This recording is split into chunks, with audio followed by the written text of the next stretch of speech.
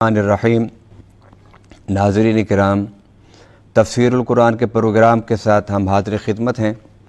آج انشاءاللہ العزیز 16واں پارہ اور اس کے اہم مضامین ہم آپ کے سامنے رکھیں گے۔ 16ویں پارے کے آغاز سے چند آیات پہلے 15ویں پارہ میں اللہ تعالیٰ نے بیان فرمایا کہ حضرت موسیٰ اور خضر علیہ السلام دونوں جب کشتی سے اترے تو انہیں وہاں پر ایک بچہ کھیلتا ہوا ملا، تو حضرت خضر علیہ السلام نے اس بچے کو پکڑا اور اس کی گردن دبائی اور وہ فوت ہو گیا۔ تو حضرت موسیٰ علیہ السلام بولے اقتلت نفسا زکیۃ بغیر نفس لقد جئت شیئا نکرا۔ یہاں پر 15واں پارہ ختم ہوتا ہے۔ اب 16ویں پارے میں پھر اسی مضمون کا تسلسل ہے۔ تو جب حضرت موسیٰ علیہ السلام بولے تو حضرت علیہ السلام نے دوبارہ فرمایا الم اقل لک انک لن تستطیع معی صبرا، میں نے پہلی مرتبہ ہی تمہیں کہا تھا کہ تم میرے ساتھ صبر نہیں کر سکتے، میرے ساتھ زیادہ ٹائم رہ نہیں سکتے۔ تو حضرت موسیٰ علیہ السلام نے کہا کہ بس ایک مجھے اور مہلت دے دو، اگر اس کے بعد میں بولوں تو پھر تمہارا اپنا راستہ اور میرا اپنا راستہ۔ اب وہ چلتے آئے حتی اذا اتیا اہل قریۃ استطعما اہلہا۔ حضرت موسیٰ اور خضر علیہ السلام دونوں پیاسے تھے اور بھوک محسوس کر رہے تھے۔ انہوں نے اہل قریہ سے کہا کہ ہمیں کچھ کھانے پینے کو دو۔ خضر علیہ السلام نے اپنا تعارف کرایا کہ میرا نام خضر ہے اور یہ موسیٰ کلیم اللہ ہیں۔ تو انہوں نے بجائے کھلانے کے پلانے کے اپنے دروازے بند کر دیے۔ انہوں نے کہا کہ مناسب اور مراتب تو اتنے بڑے بڑے بیان کر رہے اور لوگوں سے کھانے کے لیے مانگتے پھر رہے ہو۔ جب انہوں نے کچھ نہ کھلایا تو وہاں قریب ہی ایک گھر تھا جس کی دیوار گر رہی تھی، تو خضر علیہ السلام نے ہاتھ لگا کے اس دیوار کو سیدھا کر دیا۔ جب دیوار سیدھی کی تو حضرت موسیٰ علیہ السلام پھر بول اٹھے۔ آپ نے فرمایا کہ تو لوگوں کے گھروں کی دیواریں سیدھی کرتا پھر رہا ہے اور وہ ہمیں پانی تک نہیں پلاتے۔ تو حضرت خضر علیہ السلام نے کہا ھذا فراق بینی و بینک، بس اب میری اور تیری جدائی ہے، لیکن میں تجھے بتا دیتا ہوں کہ میں نے یہ تینوں کام کیوں کیے۔ پہلا کام، میں نے جو کشتی کے پھٹے اکھیڑے تھے، میں نے دیکھ لیا تھا روحانی نظر سے کہ دریا کے دوسرے کنارے پر ایک جابر بادشاہ بیٹھا ہے جو ہر اچھی کشتی تھی اسے غصب کر لیتا تھا۔ جب میں نے اس کے 2 پھٹے اکھیڑ دیے، جب اس نے اس کشتی کو دیکھا تو اس نے کہا اس کشتی کو جانے دو، یہ تو عیب دار ہے۔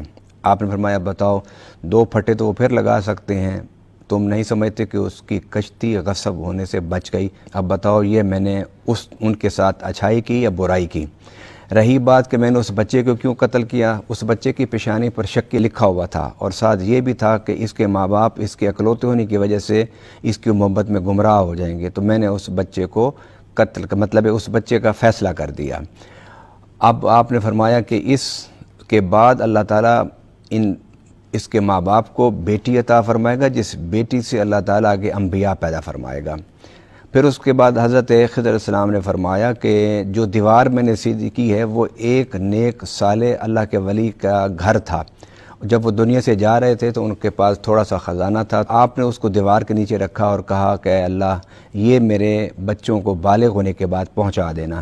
وہ دیوار گر رہی تھی اور گر جاتی تو لوگوں نے وہ امانتیں اٹھا لینی تھی، میں نے اس کو سیدھا کر دیا۔ اب یہ دیوار اس وقت تک باقی رہے گی جب تک بچے جوان نہیں ہو جاتے۔ اس کے بعد رب العالمین نے حضرت ذوالقرنین کا واقعہ شروع کیا، اور حضرت ذوالقرنین کے حوالے سے پہلی بات یہ ہے کہ 3 سفر انہوں نے کیے۔ پہلا سفر قرآن کہتا ہے کہ مغرب الشمس، اس جگہ پر فتوحات کرتے ہوئے پہنچے جہاں سورج غروب ہوتا تھا۔ دوسرا قرآن نے سفر کے بارے میں فرمایا کہ مطلع الشمس، وہ وہاں سفر کرتے ہوئے پہنچے جہاں سورج طلوع ہوتا تھا۔ ان دونوں کے درمیان آپ سفر کرتے ہوئے ایک ایسے وادی میں پہنچے کہ جہاں لوگوں نے آپ کو شکایت کی کہ ہمارے قریب ایک ایسی قوم ہے جس کی باتیں ہمیں سمجھ نہیں آتی اور وہ یاجوج ماجوج ہیں، اور وہ آتے ہیں کھا جاتے ہیں، ہمیں نقصان پہنچاتے ہیں، ہمارے علاقوں میں تباہیاں مچاتے ہیں، آپ ہم سے ٹیکس لے لیں، پیسے لے لیں، ایک مضبوط دیوار درمیان میں کھڑی کر دیں۔ ان سارے واقعات کو بیان کرنے کے بعد رب العالمین نے فرمایا قُل لَوْ كَانَ الْبَحْرُ مِدَادًا لِكَلِمَاتِ رَبِّي لَنَفِدَ الْبَحْرُ قَبْلَ أَن تَنفَدَ كَلِمَاتُ رَبِّي وَلَوْ جِئْنَا بِمِثْلِهِ مَدَدًا، کہ یہ سارے دریا روشنائی بن جائیں اور سب لکھنے والے ان جنوں انس لکھنے کے لیے بیٹھ جائیں اور پوری روئے زمین کاغذ بن جائے تو پھر بھی اللہ کے کلمات کا احاطہ نہیں کر سکتے۔ ناظرین کرام، یہاں پر سورۃ الکہف کا اختتام ہوتا ہے، تو اس کے بعد پھر سورہ مریم کا آغاز ہوتا ہے، اور سورہ مریم کا آغاز ہوتا ہے काफ हा या आइन साद से। ज़िक्र रहमत रब्बिक अब्दहु ज़करिया, इसमें सबसे पहले अल्लाह ताला ने हज़रत ज़करिया अलैहिस्सलाम का ज़िक्र किया। और ज़करिया अलैहिस्सलाम ने रब्बुल आलमीन से कहा, रब्बी इन्नी वहनल अज़्मु मिन्नी वश्तअल अर्रअसु शैबम वलम अकुम बिदुआइक रब्बी शकिया। ऐ अल्लाह, दुआएं मांगते हुए बूढ़ा हो गया, मेरा सर सफ़ेद हो गया, मेरे आज़ा कमज़ोर हो गए, और मुझे यकीन है कि तू दुआएं मुस्तरद नहीं करता। फिर रब्बुल आलमीन ने उन्हें बशारत दी हज़रत याह्या अलैहिस्सलाम की। याह्या अलैहिस्सलाम की पैदाइश हुई। फिर उसके फ़ौरन बाद अल्लाह ताला ने हज़रत मरियम अलैहिस्सलाम का वाक़या अल्लाह ताला ने बड़ी तफसील से बयान फरमाया कि जब हज़रत मरियम के पास फ़रिश्ता गया और उसे कहा कि तुम्हें अल्लाह ताला बेटा देगा, तो उसने कहा कि मुझे बेटा कैसे हो जाएगा, मैं तो शादीशुदा ही नहीं हूँ। तो उन्होंने कहा कज़ालिक, कि इसी तरह जब रब चाहता है तो हो जाता है। फिर आपने इस मकाम पर फ़रिश्ते ने वजाहत की कि अगर हज़रत आदम अलैहिस्सलाम को अल्लाह बग़ैर माँ और बाप के पैदा कर सकता है, और हज़रत हव्वा को बग़ैर माँ और बाप के पैदा कर सकता है, तो रब्बुल आलमीन इस पर क्यों नहीं कादिर कि अल्लाह ताला तुमसे एक इंसान पैदा कर दे। नाज़रीन किराम, जब हज़रत ईसा अलैहिस्सलाम की पैदाइश हुई तो लोगों ने सवाल किया, तो हज़रत मरियम अलैहिस्सलाम ने पंगूड़े की तरफ इशारा कर दिया कि इस आने वाले से पूछो। तो फिर हज़रत ईसा अलैहिस्सलाम ने चंद दिन के थे फरमाया, काला इन्नी अब्दुल्ला आतानी अल किताब जालानी नबिया। ये फिर आपने सारा फरमाया कि मैं अल्लाह का बंदा हूँ, मुझे किताब भी दी गई, मुझे हिकमत भी दी गई, मुझे नबूवत भी दी गई, मुझे रिसालत भी दी गई, मैं नमाज का पाबंद हूँ, मैं ज़कात का पाबंद हूँ, और रब्बुल आलमीन ने मेरे वजूद को बाइस बरकत बनाया।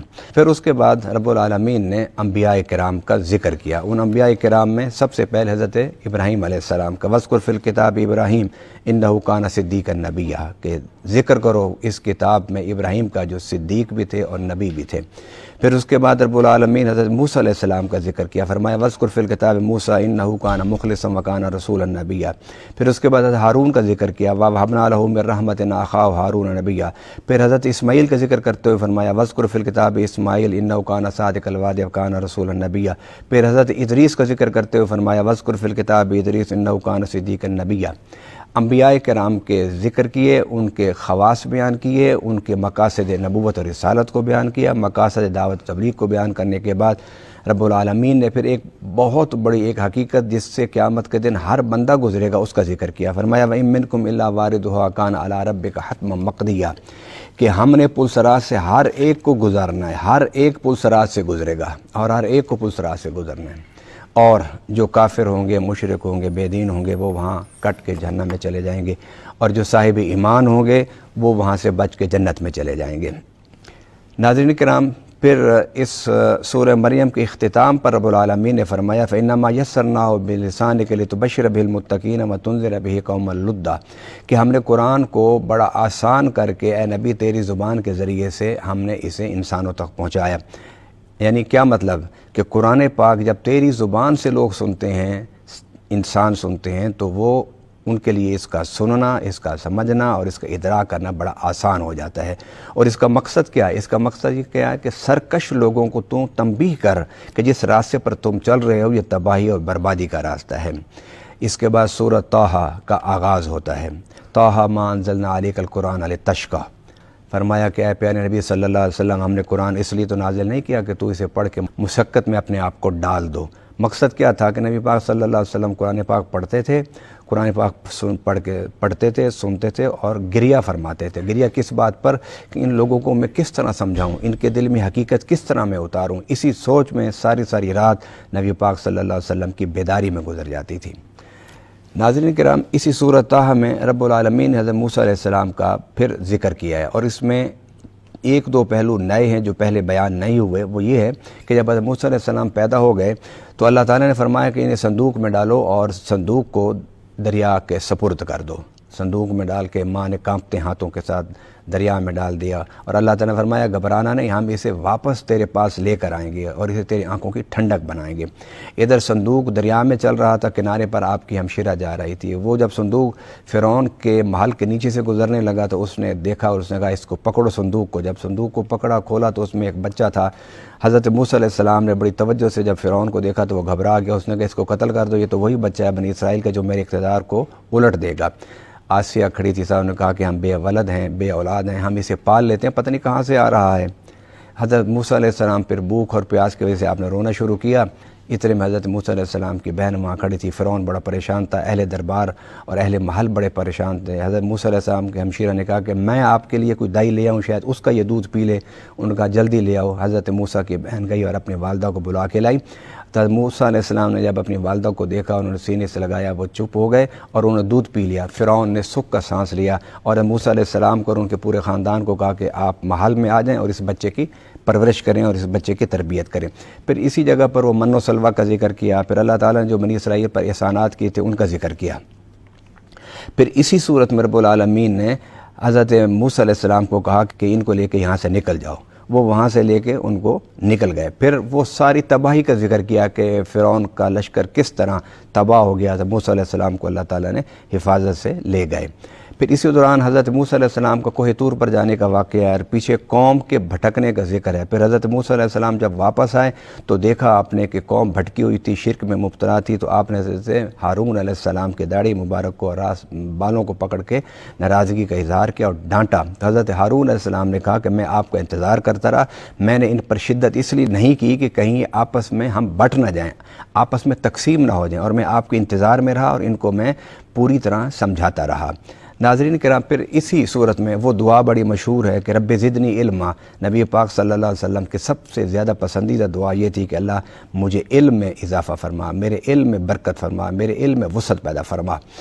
اور یہاں اس کے ساتھ ہی ایک بہت بڑی بات جو اللہ تعالیٰ نے بیان فرمایا، وَلَقَدْ عَهِدْنَا إِلَىٰ آدَمَ مِن قَبْلُ فَنَسِيَ وَلَمْ نَجِدْ لَهُ عَزْمًا، کہ حضرت آدم علیہ السلام سے جو بھول ہوئی اور انہوں نے جا کے درخت کے قریب چلے گئے کہ جس کے بارے میں رب نے کہا تھا کہ اس درخت کے پاس نہ جانا، اس کے قریب نہ جانا، وہ چلے گئے قریب۔ تو اس کے بارے میں رب العالمین کہہ رہے کہ میرے آدم کا ارادہ نہیں تھا، میرے آدم کا کوئی پروگرام نہیں تھا کہ اللہ کی نافرمانی اور معصیت کرنی ہے، نسیان سے گئے۔ نسیان کا مطلب یہ ہے کہ آدم علیہ السلام اس بات کو بھول گئے کہ مجھے رب نے روکا ہوا تھا۔ پھر آخری جو مضمون بڑا اہم ہے اس پارہ میں وہ ہے کہ وَأْمُرْ أَهْلَكَ بِالصَّلَاةِ وَاسْتَبِرْ عَلَيْهَا لَا نَسْأَلُكَ رِزْقًا، کہ تم اپنی اولاد کی اچھی تربیت کرو، ان کے لیے مال اور دولت اکٹھا کرنے کے بجائے ان کو علم سے آراستہ کرو، ان کی اچھی تربیت کرو۔ جو مال تم اکٹھا کر رہے ہو وہ ان کے نصیب کا نہیں ہوگا تو تمہارے مرنے کے بعد وہ بکھر جائے گا، اور اگر تم ان کی تربیت اور تعلیم اچھی کر کے جاؤ گے تو تمہارے مرنے کے بعد جو ان کے نصیب کا ہوگا اللہ انہیں عطا فرما دے گا۔ ناظرین کرام، قرآن ایک کتاب ہدایت ہے، ہمیں اسے پڑھنے کے ساتھ ساتھ اس کو سمجھنا چاہیے اور سمجھنے کے بعد عمل کر کے دوسروں تک اس کے پیغام کو پہنچانا چاہیے۔ اللہ تعالی ہمیں قرآن سے رہنمائی لینے کی توفیق عطا فرمائے۔ وما علینا الا البلاغ المبین۔